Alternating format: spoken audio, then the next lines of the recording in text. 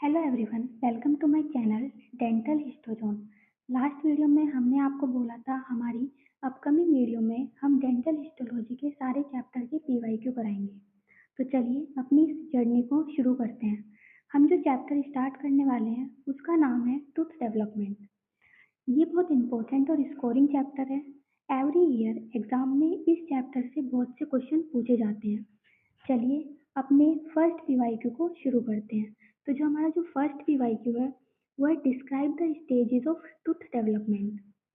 इसमें हम tooth development की डिफरेंट डिफरेंट स्टेजेस के बारे में पढ़ेंगे, इरप्शन के बारे में पढ़ेंगे और रूट फॉर्मेशन के बारे में पढ़ेंगे। चलिए तो इस क्वेश्चन को शुरू करते हैं। इसका आंसर हम आपको पूरा एग्जाम ओरिएंटेड आंसर देंगे, बिल्कुल सेम टू सेम आप एग्जाम में उस आंसर को लिख के आ सकते हैं। चलिए तो अपने इस क्वेश्चन को फर्स्ट पीवाईक्यू को शुरू करते हैं। सबसे पहले क्वेश्चन देखते हैं एक बार फिर से। Describe the stages of tooth development. जब हम क्वेश्चन का आंसर लिखते हैं अपने एग्जाम में तो सबसे पहले उस क्वेश्चन का इंट्रो लिखना चाहिए। इससे क्या होता है, एग्जामिनर पे अच्छा इंप्रेशन पड़ता है।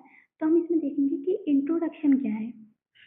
Tooth development being around 6th week of intrauterine life and continuous root complete after eruption.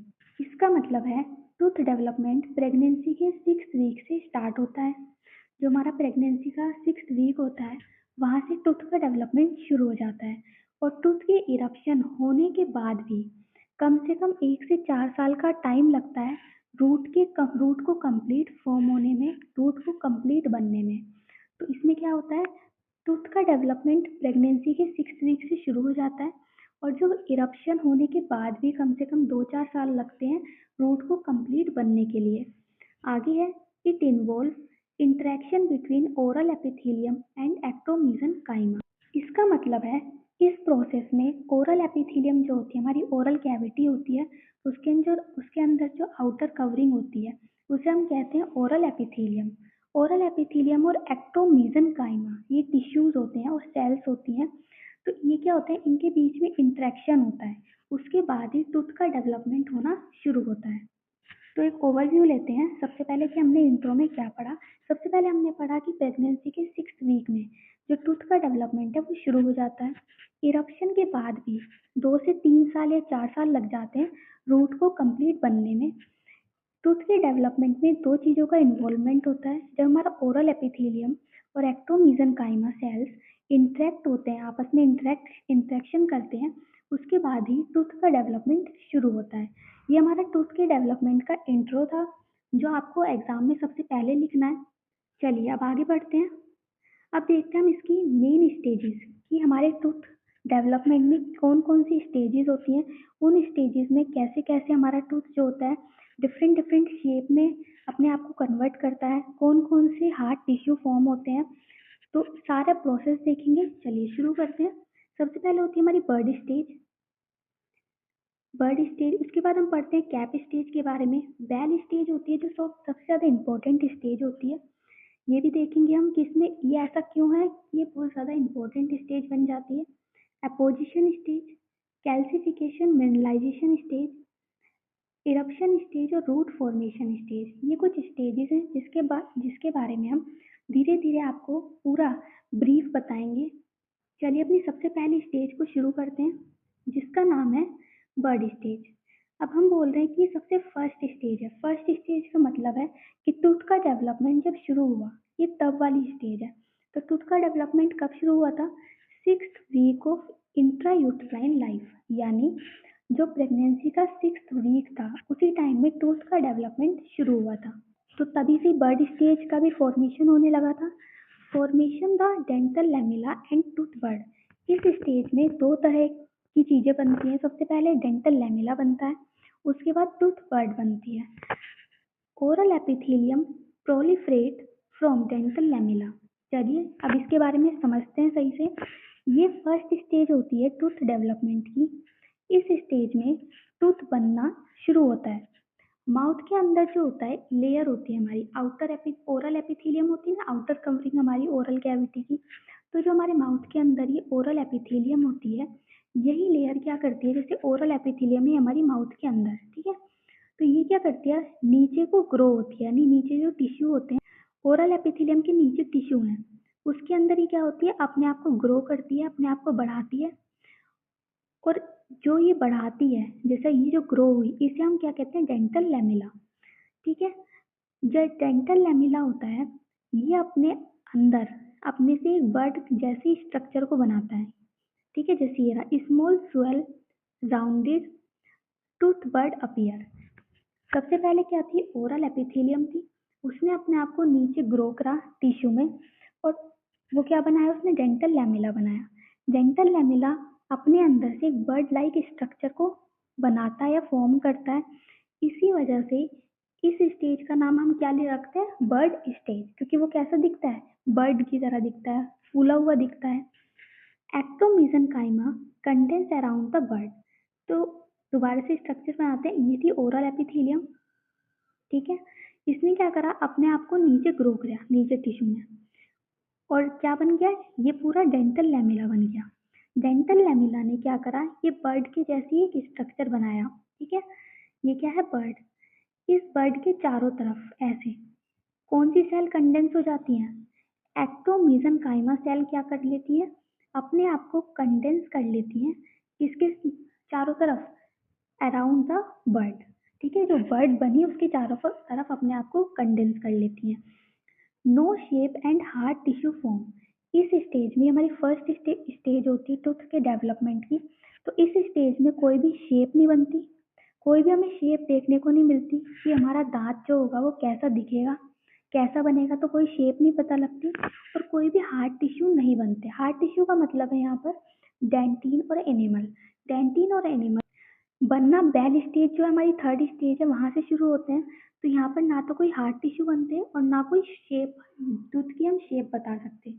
तो इस स्टेज में क्या होता है, इस स्टेज में these stage foundation of position and number of teeth. इस स्टेज में हम सिर्फ ये बता सकते हैं कि दांत जो है वो कहाँ से निकलेगा, उसकी पोजीशन क्या होगी, और नंबर ऑफ टीथ के बारे में, कितने नंबर ऑफ टीथ होंगे, हम ये बता सकते हैं। तो चलिए एक जल्दी से ओवरव्यू लेते हैं बर्ड स्टेज का। बर्ड स्टेज जो होती है हमारी फर्स्ट स्टेज होती है। फर्स्ट स्टेज होती है फर्स्ट 6 वीक ऑफ प्रेगनेंसी के टाइम पर ये डेवलप होना शुरू हो जाती है।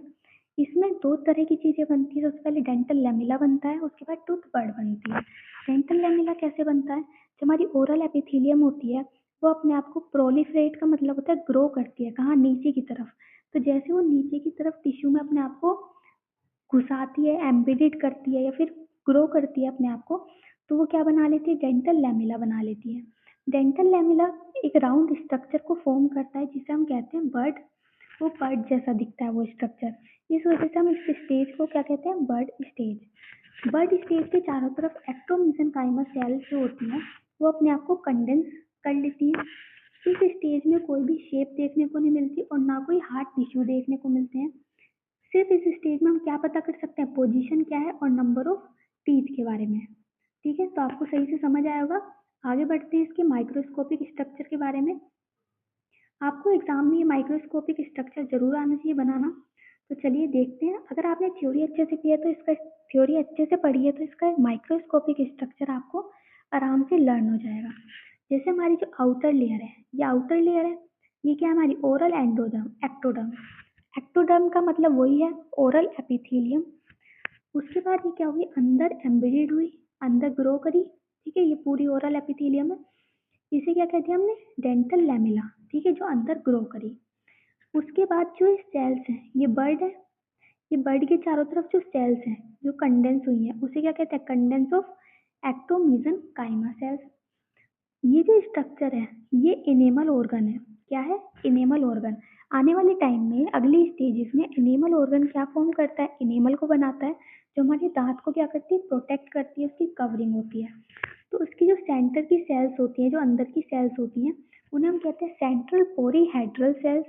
और जो पेरिफेरल यानी चारों तरफ जो सेल्स होती हैं उसके, उसे हम कहते हैं पेरिफेरल कॉलमनर सेल्स। ठीक है, तो एक डायग्राम का ओवरव्यू है, ये बर्ड स्टेज का डायग्राम है। आपको आराम से इसे लर्न कर सकते हैं, आपने थ्योरी अच्छे से पढ़ी है तो। और अगर आपको प्रॉब्लम आती है इस डायग्राम को बनाने के लिए तो आप कमेंट में बता सकते हैं, मैं आपको इजीली इसे बनाना भी बताऊंगी। चलिए अपनी अगली स्टेज पे आ जाते हैं जल्दी से। अब अगली स्टेज है हमारी कैप स्टेज। ठीक है। ठीक है, ये सेकंड स्टेज है हमारी cap stage. Cap stage bud stage के बाद आती है। तो ऐसा क्यों है कि इसका नाम कैप स्टेज पड़ा, कैप पे इसका नाम पड़ा? ये क्या होती है, ये 8 से लेके 9th week of intra uterine life में होती है, यानी 9वें से 8वें से 9वें महीने, जब प्रेगनेंसी का 8वें से 9वां महीना होता है उस टाइम पे कैप स्टेज बनना शुरू होती है। Morphological changes in cap shape, इसमें क्या होता है, इस स्टेज में मोर्फोलॉजिकल चेंजेस देखने को मिलते हैं। मोर्फोलॉजिकल चेंजेस का मतलब है एक्सटर्नल चेंजेस, यानी उसकी शेप में चेंज आता है। पहले वो बर्ड स्टेज थी, कैसी थी वो बर्ड स्टेज? पहले वो ग्रो हुई थी ओरल एपिथेलियम, फिर वो बर्ड की तरह बन गई थी, डेंटल लैमेला बना था बर्ड स्टेज। अब क्या होता है, अब एक कैप की तरह मोर्फोलॉजिकल चेंज आता है, उसमें मोर्फोलॉजिकल नहीं उसकी शेप में चेंज आता है। तो अंदर की तरफ ग्रो हुई और ये कैसे बन गई है, कैप की तरह उसने अपनी शेप बना ली। जो ये शेप है ना, ये इसने अपनी बर्ड से चेंज करके कैसी बना ली, कैप की तरह बना ली। इस वजह से हम इसे क्या कहते हैं, कैप स्टेज कहते हैं। और ये देखने में चेंज हुई ना, पहले बर्ड जैसी दिख रही थी अब कैप जैसी दिख रही है। इस वजह से इस स्टेज को क्या कहते हैं, मोर्फोलॉजिकल चेंज आता है इस स्टेज में। ठीक है, ये दो बातें समझ आई। तीसरी बात क्या है कि इस स्टेज में स्ट्रक्चर फॉर्म होते हैं। स्ट्रक्चर फॉर्म का मतलब क्या है, इसमें एनेमल ऑर्गन बनता है, डेंटल फॉलिकल्स और डेंटल पैपिला होते हैं। जो एनेमल ऑर्गन होता है, मैंने आपको भी बताया था कि एनेमल ऑर्गन आने वाली स्टेजेस में किसको बनाता है, एनेमल को बनाता है। डेंटल फॉलिकल्स जो होते हैं आने वाली स्टेजेस में सीमेंटम, पीडियल, एल्वुलर बोन को बनाता है। और ऐसी डेंटल पैपिला जो होता है वो डेंटिन और पल्प को बनाता है। तो ये क्या होता है, इनका प्रोसेस यानी बनना शुरू हो रहा होता है धीरे धीरे। तो ये स्टेज ऐसी होती है जिसमें मॉर्फोलॉजिकल चेंज देखने को मिलता है। बर्ड स्टेज कन्वर्ट हो जाती है कैप स्टेज में। 8 से 9वें महीने, प्रेगनेंसी के 8वें से 9वें हफ्ते में ये स्टेज देखने को मिलती है। और इस स्टेज में स्ट्रक्चर बनने की शुरुआत होने लगती है। ठीक है, चलिए अब इसमें माइक्रोस्कोपिक स्ट्रक्चर देख लेते हैं इसका भी। ये भी आपके एग्जाम में आ जाता है। तो चलिए देखते हैं। ये सबसे पहले जो आउटर है, ये पूरा का पूरा क्या, ओरल एक्टोडर्म है। उसके बाद ये ग्रो हुई थी, ये पूरा डेंटल लैमेला बन गया था। ये जो स्टेज, अब ये बर्ड जैसी तो दिख नहीं रही, किसके जैसी दिख रही है, कैप के जैसी। अब कैप में भी क्या होता है, बाहर की सेल्स है, आउटर इनेमल एपिथेलियम, ठीक है, स्ट्रेटम रेटिकुलम, ये अंदर की सेल्स हैं जो कैसी होती है, स्टार शेप की होती है। स्ट्रेटम रेटिकुलम कैसी होती है, स्टार शेप की होती है। और ये जो अंदर की सेल्स है इन्हें कहते हैं इनर एनेमल एपिथेलियम। जो हमारी ये एनेमल है, एनेमल के चारों तरफ जो ये सेल्स हैं, जैसे आप ये देख रहे हैं ना, ये जो चारों तरफ सेल्स है इन्हें हम कहते हैं डेंटल फॉलिकल्स। डेंटल फॉलिकल्स आने वाले टाइम में डिफरेंट डिफरेंट चीज़ों को बनाते हैं। Dental follicles cementum, periodontium ligament, alveolar bone को बनाने में मदद करते हैं। ऐसे ही जो नीचे ये जो सेल्स हैं जिन्होंने से नीचे कंडेंस हुई है, उन्हें कहते हैं हम डेंटल पैपिला। डेंटल पैपिला किस चीज़ में मदद करता है, ये आने वाली स्टेजेस में डेंटिन और पल्प को बनाने में मदद करता है। ठीक है, कैप स्टेज आपको समझ आई होगी। अब हम आगे बढ़ते हैं अपनी अगली स्टेज पे। अगली स्टेज आती है हमारी बर्ड बैल स्टेज। बैल स्टेज जो होती है बहुत इंपॉर्टेंट स्टेज होती है। इसमें क्या होता है, इसमें मॉर्फोलॉजिकल चेंजेस तो देखने को मिलते ही है, यानी कैप से बैल की शेप में अब बन गई है। ठीक है, तो मॉर्फोलॉजिकल चेंजेस के साथ साथ इसमें हिस्टोलॉजिकल चेंजेस भी देखने को मिलते हैं। हिस्टोलॉजिकल चेंजेस का मतलब होता है कि इंटरनल चेंज भी देखने को मिलते हैं। इस स्टेज में टूथ की शेप और सेल सेल भी डिसाइड होते हैं और उसकी शेप कैसी होगी वो भी डिसाइड हो जाता है। तो अर्ली बैल स्टेज आती है जिसमें क्या डिसाइड हो जाता है कि टूथ की शेप कैसी होगी और उसकी सेल सेल मतलब उसमें कौन कौन सी सेल होंगी। ये स्टेज कब होती है, प्रेगनेंसी के 11 से 12 वीक के टाइम पर शुरू हो जाती है बननी। इसमें देखो शेप भी डिसाइड होती है किसकी, क्राउन की। जो हमारी क्राउन होती है, जो हमारे माउथ में वो विजिबल होती है, जिस क्राउन को हम देख सकते हैं ना, तो उसकी शेप बनना या शेप डिसाइड हो जाती है। और इसमें भी डिफरेंट डिफरेंट तरह की क्या होती है, लेयर्स होती हैं। इसमें इनेमल ऑर्गन जो होता है ना, हमने अभी पढ़ा था कि इनेमल ऑर्गन आने वाले टाइम में इनेमल का फॉर्मेशन करता है। इनेमल ऑर्गन इनेमल को बनाने में मदद करता है। तो उसमें डिफरेंट डिफरेंट लेयर्स होती हैं। सबसे पहली लेयर होती है आउटर इनेमल एपिथेलियम, अगली लेयर होती है inner enamel epithelium, third layer होती है स्ट्रेटम रेटिकुलम, और इसमें फोर्थ लेयर जो होती है वो होती है स्ट्रेटम इंटरमीडियम। ये 4 तरह की इसमें लेयर्स होती हैं। आउटर जो लेयर होती है उसका काम क्या होता है? प्रोटेक्ट करना, दांतों को प्रोटेक्ट करना। इनेमल जो होती है हमारी आउटर कवरिंग होती है हमारे दांत की, जो सबसे बाहर की होती है वो प्रोटेक्ट करती है। इनर एनिमल एपिथेलियम क्या करती है? फॉर्म करती है एमाइलोब्लास्ट को। एमाइलोब्लास्ट सेल क्या करती है? आने वाले टाइम में एनिमल का फॉर्मेशन में मदद करती है। स्ट्रेटम रेटिकुलम शॉक एब्जॉर्बर का काम करता है, और स्ट्रेटम इंटरमीडियम ये हेल्प करता है एमाइलोब्लास्ट को एनिमल के फॉर्मेशन में। यानी स्ट्रेटम इंटरमीडियम किसकी मदद करता है? एमाइलोब्लास्ट सेल्स की मदद करता है, ताकि वो जल्दी से एनिमल को बना सके। ये हमारी बेल स्टेज थी। अर्ली बेल स्टेज का मतलब है कि अब इसमें थोड़ा थोड़ा चेंज आने लगा है, इसमें हिस्टोलॉजिकल चेंज आने लगा है। इसमें हम अब क्राउन की शेप को डिसाइड कर पाते हैं। इसमें पता लगता है कि क्या कौन सी सेल है, और कौन सा चीज कौन से टिश्यू को फॉर्म कर रही है। हार्ट टिश्यू, जैसे इसमें एनिमल जो होता है हमारा हार्ट टिश्यू होता है, उसका फॉर्मेशन होना शुरू हो जाता है। चलिए अब अपने आगे इसके स्ट्रक्चर को देख लेते हैं। ये हमारा बेल स्टेज का स्ट्रक्चर है। तो इसमें क्या होता है? आउटर, जैसे इसमें ना आउटर क्या, आउटर एनिमल एपिथेलियम है ये बाहर की, ये स्टार शेप है तो स्ट्रेटम रेटिकुलम है। डेंटल फॉलिकल्स मैंने बताया था इसके एनिमल के चारों तरफ कौन सी सेल को कवर रहती है? Dental follicles. और जो नीचे की साइड रहती है वो डेंटल पेपिला रहती है। ठीक है। एमाइलोब्लास्ट सेल्स होती हैं जो क्या मदद करती हैं? एनिमल को फॉर्म होने में मदद करती है, एनिमल बनाने में मदद करती है, या फिर एक तरह से ये कह सकते हो एनिमल एनिमल को बनाती हैं। स्ट्रेटम इंटरमीडियम एमाइलोब्लास्ट की मदद करता है ताकि वो जल्दी से एनिमल को बना सके। ठीक है। और ये क्या होता है? ये इसके एमाइलोब्लास्ट के ऊपर प्रेजेंट होता है स्ट्रेटम रेटिकुलम। ओडोंटोब्लास्ट सेल्स जो होती हैं ये आने वाली स्टेजेस में डेंटिन की फॉर्मेशन में मदद करती हैं। जैसे अमाइलोब्लास्ट होता है वो एनिमल को बनाता है, ऐसी ओडोंटोब्लास्ट सेल्स होती हैं जो किसको बनाती हैं? डेंटिन को बनाती हैं। तो आपको ये अच्छे से समझ आए? अगर आपको थ्योरी बहुत अच्छे से आती है तो आपको डायग्राम लर्न करने में बिल्कुल भी प्रॉब्लम नहीं होगी। तो चलिए आगे बढ़ते हैं अब अपनी अगली स्टेज पे। अगली स्टेज आ जाती है हमारी late bell stage. Late bell stage में, अर्ली स्टेज में क्या हुआ था कि हमारा एनिमल का फॉर्मेशन, एनिमल बनना शुरू हुआ था। लेट वेल स्टेज में क्या होता है? इसमें डेंटिनोजेनेसिस हो जाती है, यानी डेंटिन का प्रोसेस बिल्कुल शुरू हो जाता है, बनने लगता है वो। और अमाइलोजेनेसिस भी हो जाती है। डेंटिनोजेनेसिस का मतलब है डेंटिन का बनना, एमाइलोजेनेसिस का मतलब है एनिमल का बनना। और बिगनिंग यानी शुरुआत हो गई है लेट वेल स्टेज में। अब पूछा जाता है कौन सी स्टेज ऐसी है जिसमें एनिमल और डेंटिन का बनना शुरू हो गया, तो वो होती है लेट वेल स्टेज। ठीक है। डेंटल लैमेला क्या होते हैं? ब्रेक्स हो जाते हैं, टूटने लगते हैं। तो वेल स्टेज मोस्ट इम्पोर्टेंट होती है। किस वजह से इम्पोर्टेंट होती है? एक तो इसमें एनिमल और डेंटिन का फॉर्मेशन शुरू हो जाता है, दूसरा इसमें हमें पता लगता है कि हमारी शेप ऑफ क्राउन, क्राउन की शेप कैसी होगी। तो इन दो दो चीज़ों की वजह से हमारी जो बेल स्टेज है वो बहुत ज़्यादा इम्पोर्टेंट हो जाती है। तो आपको समझ आया होगा कि बेल स्टेज क्या है, अर्ली बेल स्टेज में क्या होता है, लेट बेल स्टेज में क्या होता है। अब इसका एक बार डायग्राम भी देख लेते हैं, पहले इसे जूम कर लेते हैं। इसमें भी देखो एमाइलोब्लास्ट सेल्स हैं जो किसका फॉर्मेशन में मदद करेंगी? एनिमल की। एनिमल है, डेंटिन है। अब एनिमल क्या होती है? हमारी ऊपर की कवरिंग होती है, इसलिए एनिमल ऊपर है और डेंटिन उसके नीचे है। डेंटल सैक है, डेंटल सैक या डेंटल फॉलिकल एक ही बात है। तो ये इसके चारों तरफ सेल्स होती हैं। ये किसमें मदद करती है? सीमेंटम और पीडियल पेरिडोंटियम लिगामेंट के बनने में मदद करती है। ओडोंटोब्लास्ट सेल्स हैं जो डेंटिन की फॉर्मेशन में हेल्प करती हैं।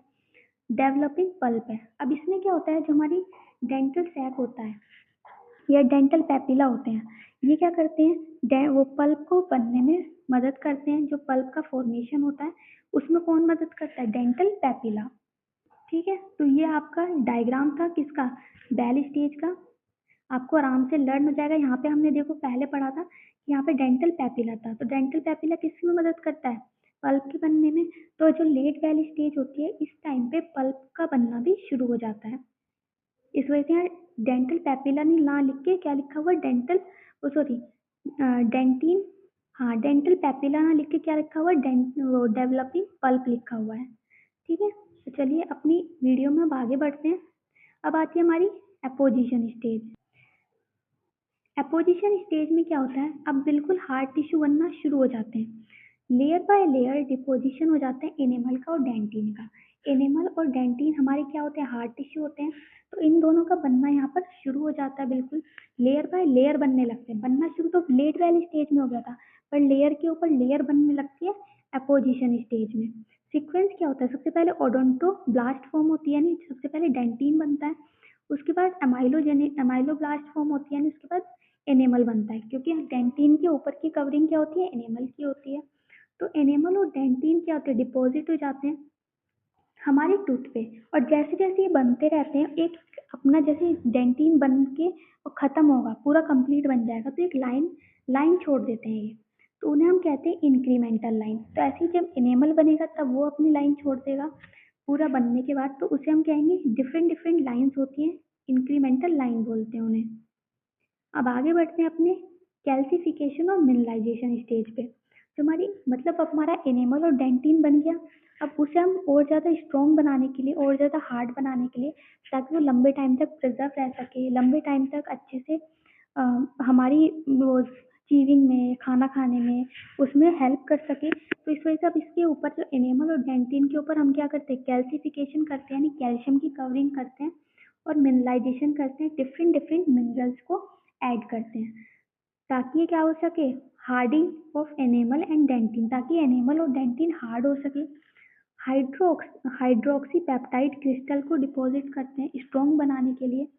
प्राइमरी मिनरलाइजेशन और सेकेंडरी मिनरलाइजेशन करते हैं, ताकि हमारे जो दांत हैं वो बहुत ज़्यादा स्ट्रॉन्ग बन सके। ठीक है, अब आगे बढ़ते हैं अपनी इरप्शन स्टेज। इरप्शन स्टेज, अब सबसे पहले हमने पढ़ा बर्ड स्टेज, कैप स्टेज, उसके बाद बैल स्टेज, यानी एनिमल डेंटिन का फॉर्मेशन शुरू हो गया। उसके बाद एपोजिशन स्टेज, इसमें डेंटिन और एनिमल की लेयरिंग होने लगी।